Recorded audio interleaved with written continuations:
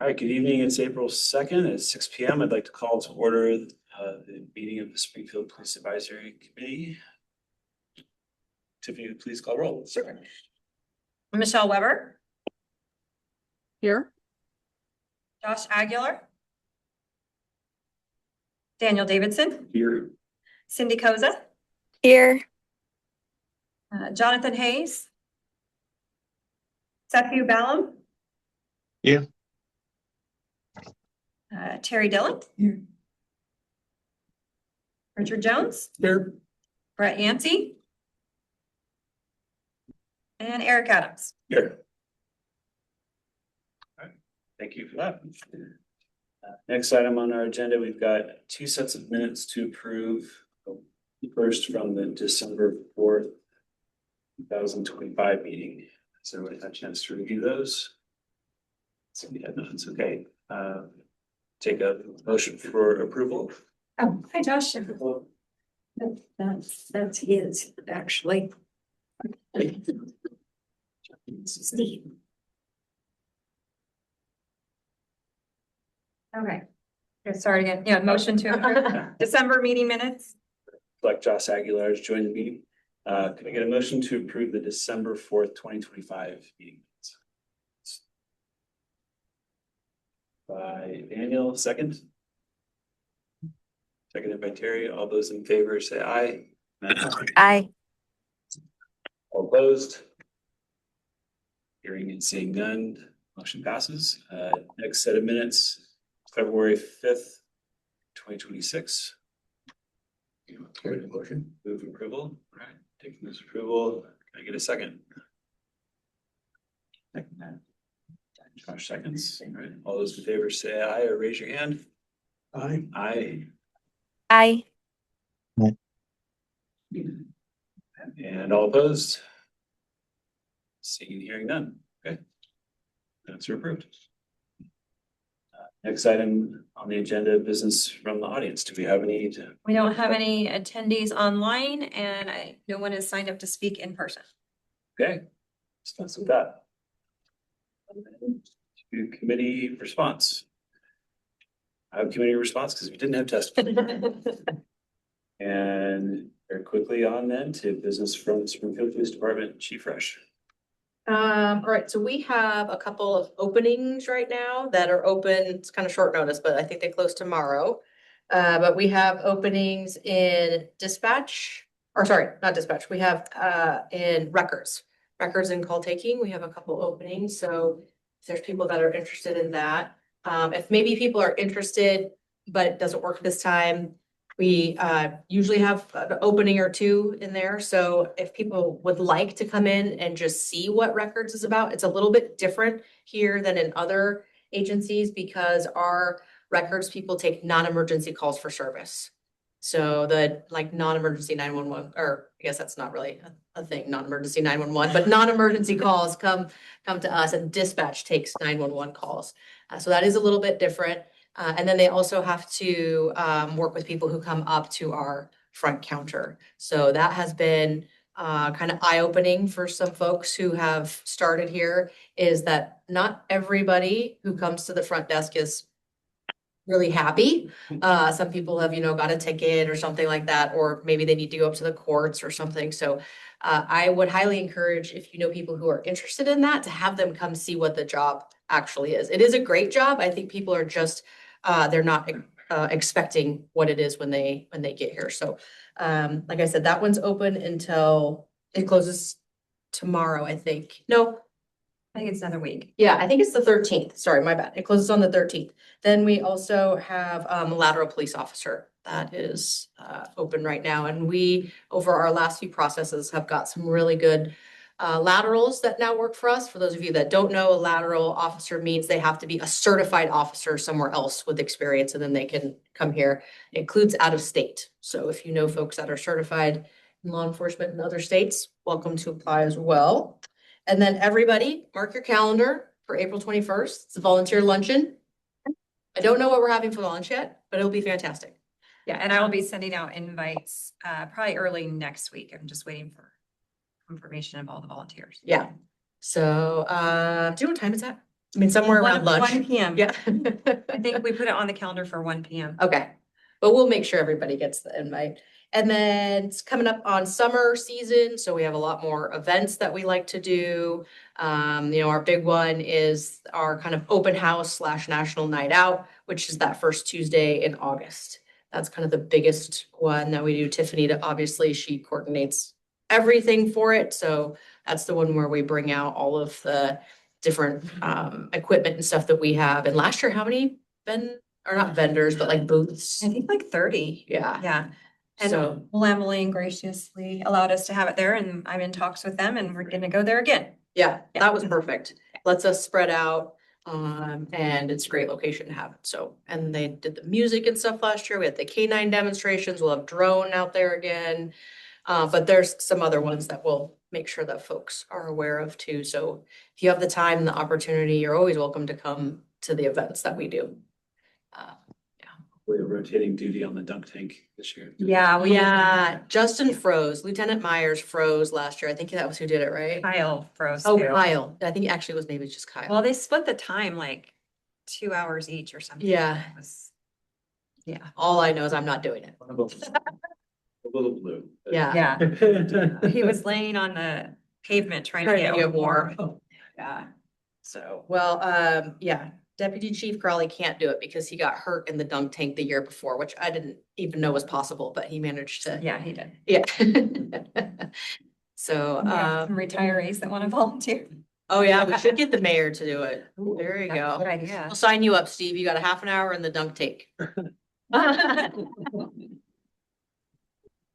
So that's all really of the updates. We're doing well as far as hiring, but we do need, right now detention is full. We have 2 people who are in training right now. That's the first time that detention has been fully staffed since I've been here. So that would be fantastic if we can get those folks through their probationary period and all on their own. It'll make life over at detention. Those guys have been working a lot because we have to fill the shifts. So, and then we still have, I think, 5 or 6 police officer vacancies. We don't ever hire to capacity right now though, because we have to keep that about a 4-person window so that we can afford our trainees. So I know that's it sounds funny, but like when they're on probation, they have, like Terry and I have to work together. But let's say if Terry's like the trainee, I still have to have somebody who would fill the shift she would normally fill while we work together. So it almost costs twice as much. And so when people are on probation, so we have to have this like little buffer so we don't go over budget, but we're close to as full as we can be, which is great news. Yeah. And I mean, you know what I'm talking about? It's kind of the ever-ending circle of trying to, you get so close and then, somebody life changes and they move away, or they just decide they don't want to do law enforcement or something else happens. And then we got to hire a couple more. And it takes about 18 months to hire and train a police officer until they're on their own. So it's just kind of this ever-going circle. We have some people who are coming up eligible for retirement. Doesn't mean they'll go, but we just have to plan for that. So, yeah. That's all I've got, unless people have questions. Yeah. How many current are in FTEP right now? Oh, in FTEP. So right now, this is really good. We have 5 people currently up at DPSST in the academy. That's a lot for us. We have 1 who graduates April 24th, which is a Friday. And then there's a group of 3 that are there together, and they will graduate end of May. And then we have another person up there who will graduate in June. So then they come down here. So, and then we have 1 who's on FTEP right now, who's brand new. We have a lateral who's on FTEP right now. So I think we're sitting at 7 or 8 in FTEP right now, which is great. And this is happening all over the place, is agencies are very, very young. And so like we have a lot, probably, I would say over 60% of SPD right now has less than 7 years on. So that's a very young department. And like I said, it's happening everywhere. And it was just because there was a big influx or a big decrease in people who left the profession in 2020. And then there's just a natural cycle because agencies have a tendency to hire in groups, but we can all retire around the same age. And so when you hit that like 27 years, like everybody, like this group that we just hired here, they're all gonna be eligible to retire at the same time. So you get big hire groups, big retire groups, and it's just kind of a peak and valley, and we're kind of in that catch-up phase right now for people. But for us to have 5 at the academy is awesome. Yeah. And they're all doing well. Yeah, good. So I like to hear that. Thank you. Yeah. Any questions? I have a question. Yeah. You had mentioned about like the front desk opens, how someone should probably shadow. Yeah. Sounds like you guys offer like a job shadowing.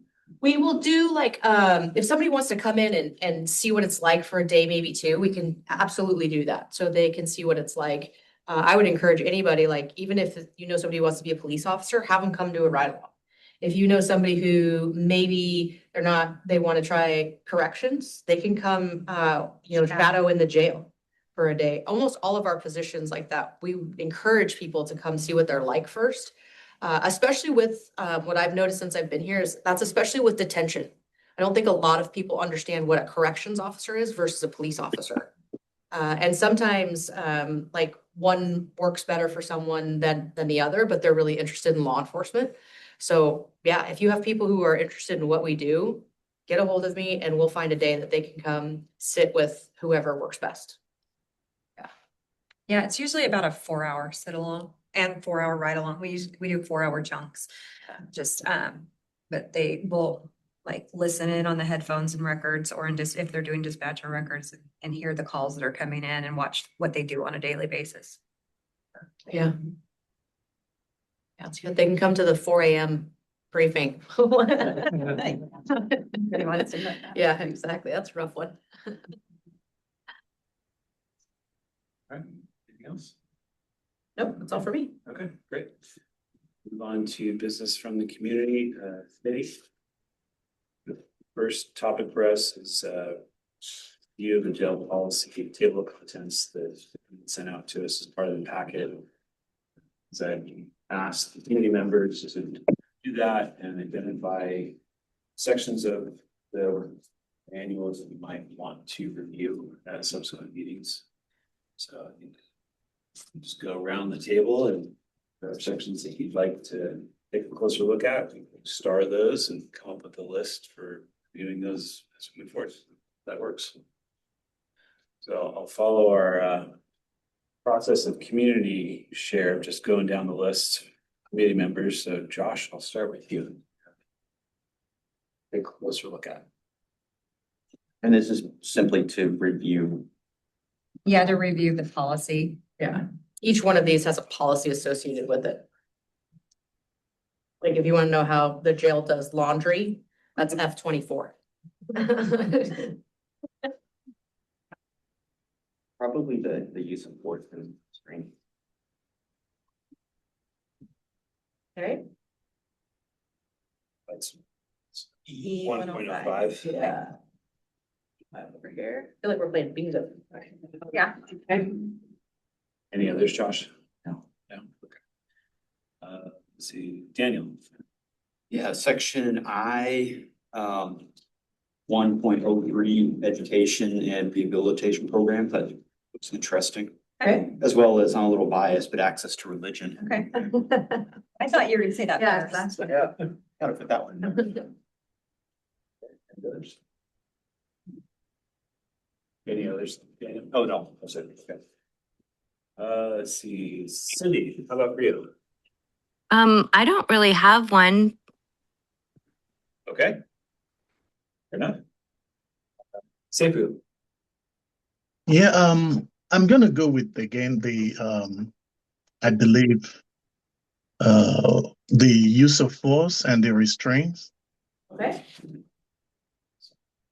Got to have that one already. Any others? Any others for you, Sefu? That'll be all for now. That's it? Yes, Okay, thank you. all right. Terry. I must be really curious. I have about 7. That's fine. Name them all up. Should see 1.02 non-disciplinary restrictions. Okay. And then 104 due process. Section D, visitation. Section E is facility security and emergency plans. Section F, accessing courts and council Okay, and food services. Section H, adults in custody hygiene. I, leisure activities and volunteers and community resources. okay.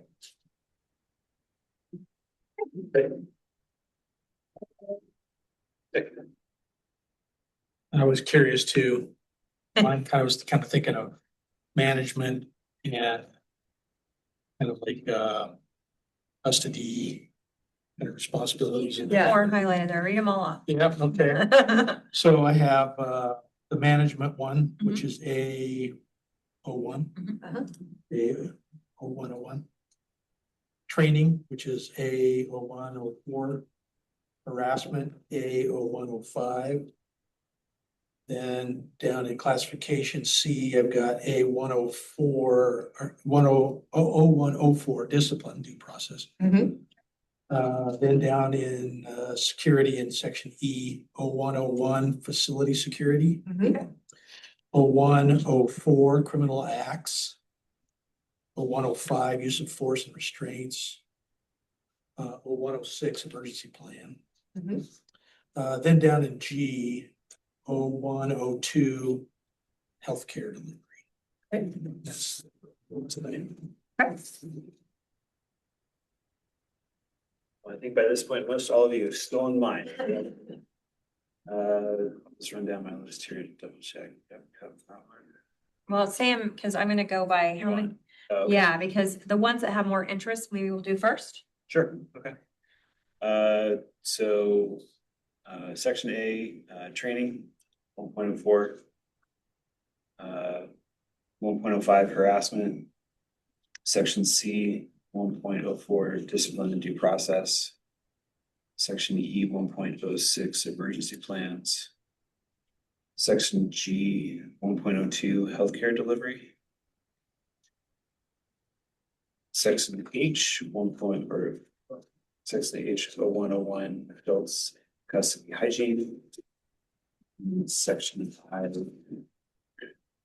1.06 volunteers and community resources. Counselor Weber, do you have any that you would like to review?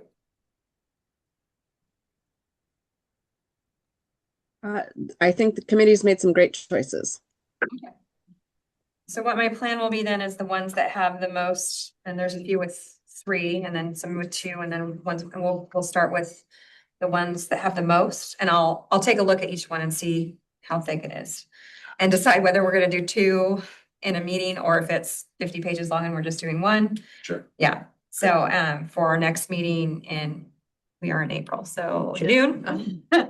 I'll put those out, which ones we're gonna do, and we'll go from there. And I am imagining at this point, since we're meeting every other month, that we may roll through calendar year. So, Yeah. go well into the next year, so. Yeah, we could. Want to make sure we're staying mindful of other policy reviews. Yeah, if something new pops up, you can sneak it in.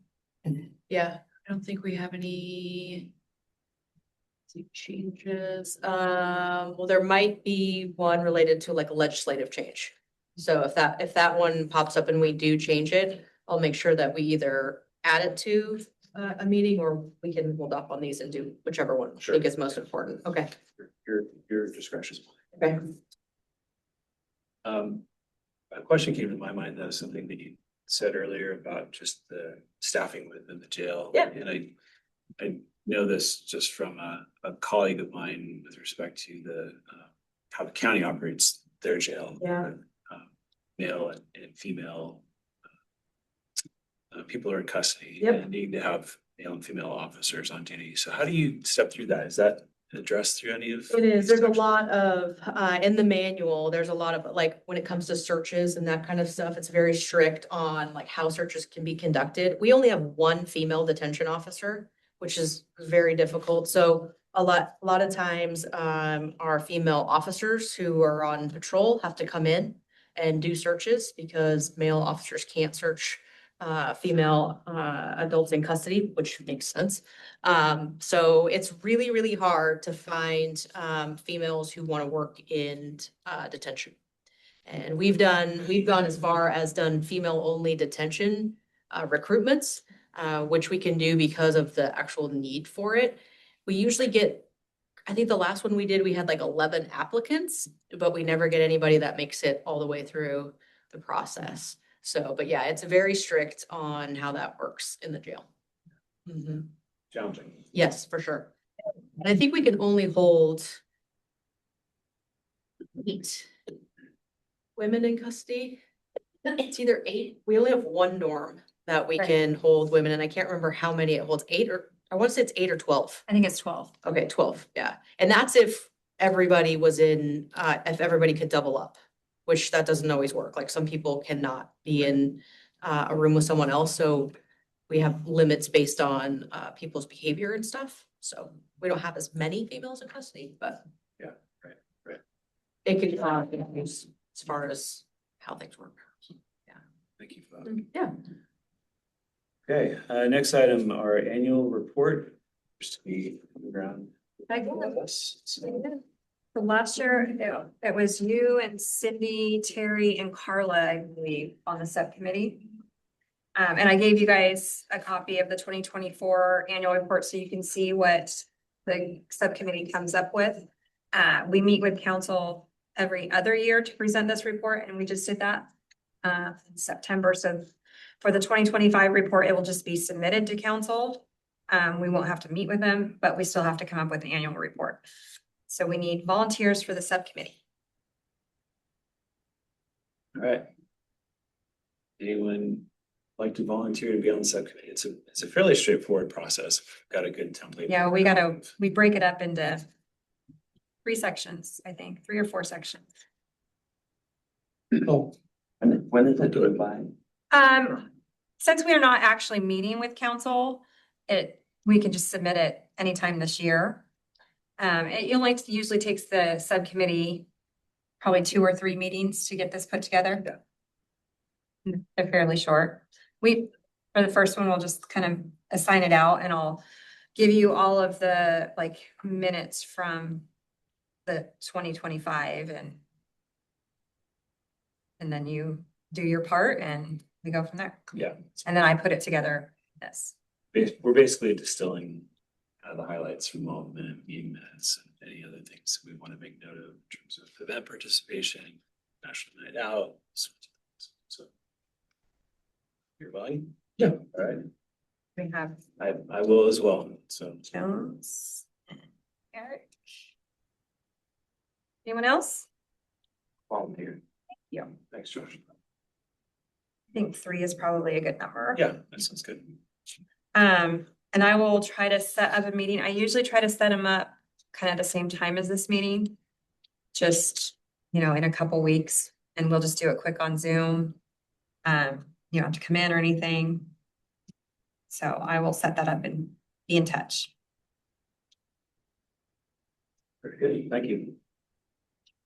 Okay, last item, member information share.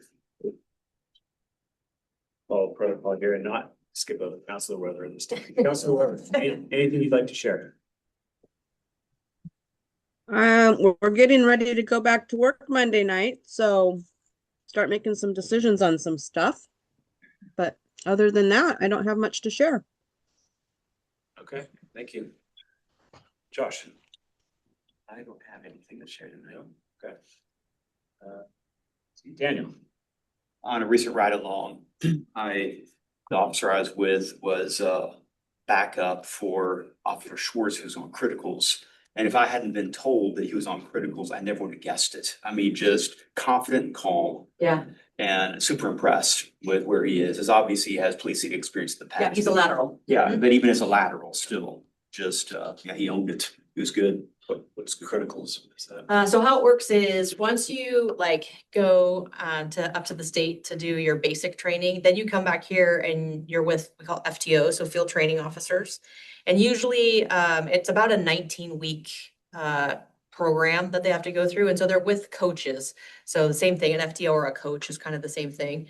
And they usually have 4 different ones. So it puts them at about 16 weeks. Sometimes it gets extended a little bit.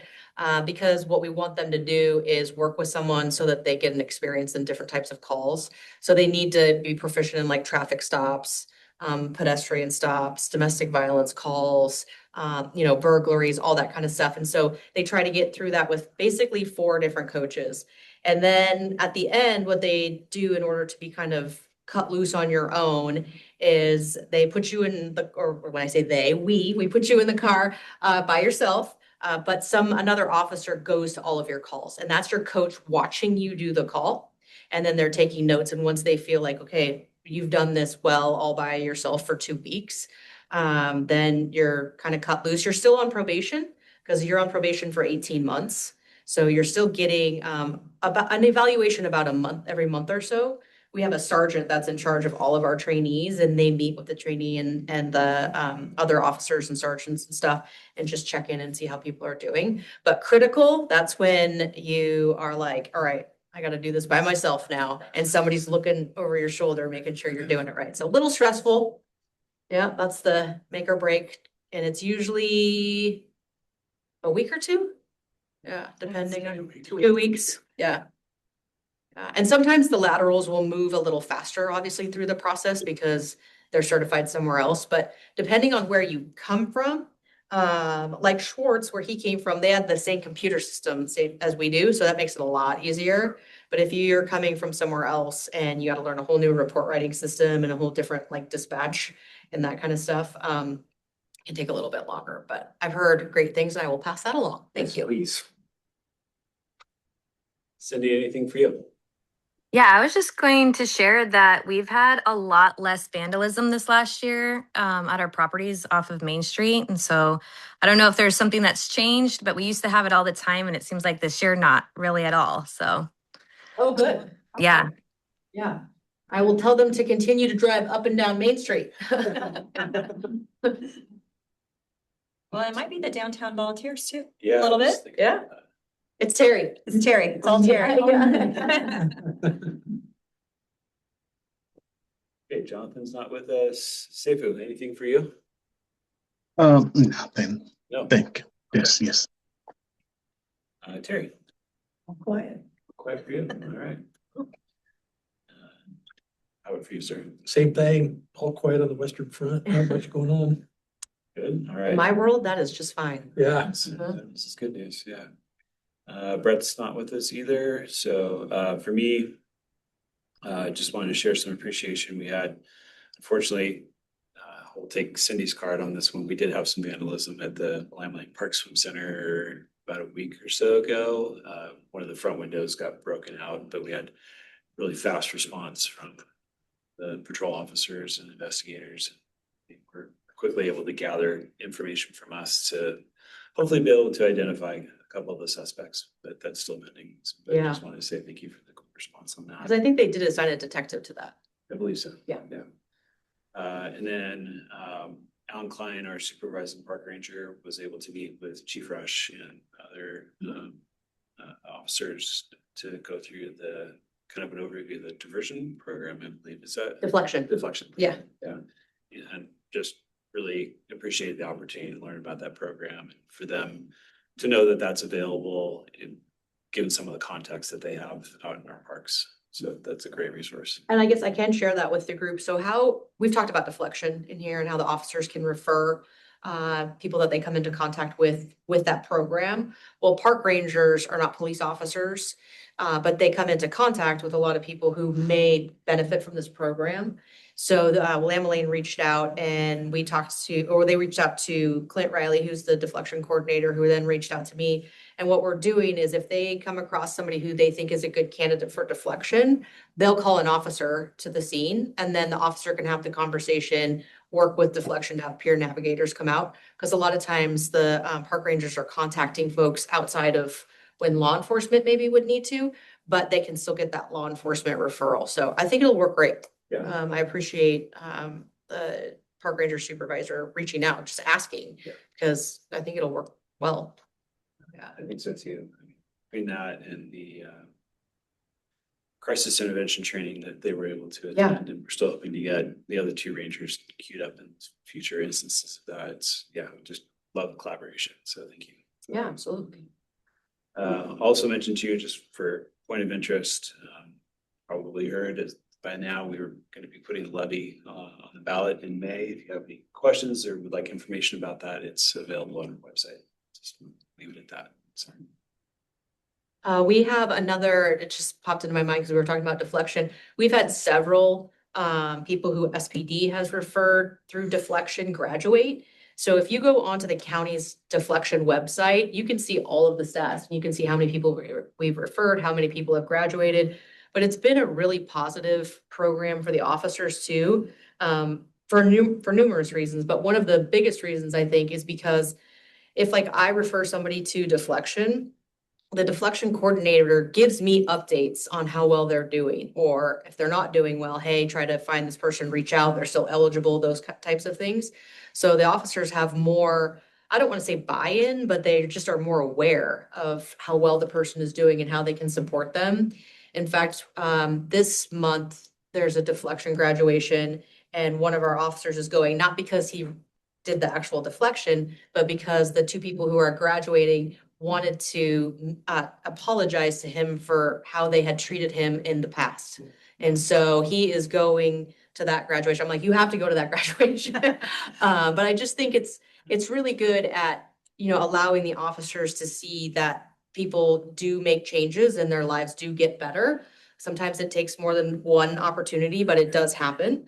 And then when the officers see those folks still out in our community, they have that connection like, hey, I helped you, makes me feel, better. You're doing well. Congratulations, those kinds of things. So I like programs like that. And the officers are still doing well, like referring people. So I like that. And the peer navigators are doing a great job. So if you start to hear stuff about deflection or if you have questions, feel free to ask, but we fully support that program. Oh my And gosh. apparently we have to do jumping jacks. Yeah, It's over. yeah, Maybe yeah. still not doing. There we go. Yeah. Yeah.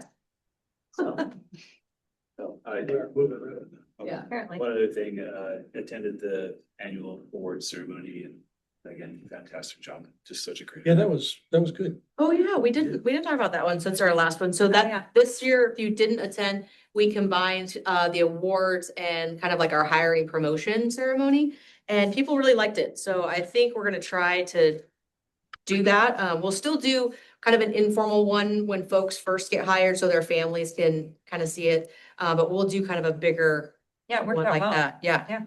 I liked it. That was well done. Yeah. Well done. I just Again, that's all Tiffany, so. Yes. Yeah. I was going through some old pictures and found where, I don't know if Pete showed you, Uh-huh. a picture when Sergeant Kirkpatrick was promoted to sergeant and his wife, so they're in like the chief's conference room. Yeah. And the chief, Pete, his wife, and his wife pinning his badge on his plaid shirt. Yeah. So that's the way we used to do it. Yeah. Yeah. Now we're doing it under the lights on stage. Yeah. So. We've come a long way. I tell people all the time, because a lot of times the officer's like, oh, I don't need it, or I don't really want to, or whatever. I'm like, this ceremony is not for you. This is for your parents or your significant other or your kids. Like my kids still remember like my promotions and stuff. So it's more for your family to celebrate you. And I really liked that a lot of our new families got to hear all of the awards. I had Yeah. multiple parents of our new hires come up and say, I'm so glad that I got to hear all of this because it makes me feel good about where my, son or daughter are now working. So I liked it. Yeah. Yeah. And it was nice for the firefighters to be able to come and Yes. support the police. Yeah, exactly. That's what I always tell them. I'm like, there's gonna be food, so the fire guys will show up. Yeah. Whole And they were truck. comfy chairs. Uh-huh. My husband was trying to drive to go to Bright Oaks, and there was all these fire trucks and ambulances. Yeah. And he's like, the lady in Bright Oaks told him, yeah, they're trying to find a place to park for some awards thing. Not in my parking lot, please. Yeah.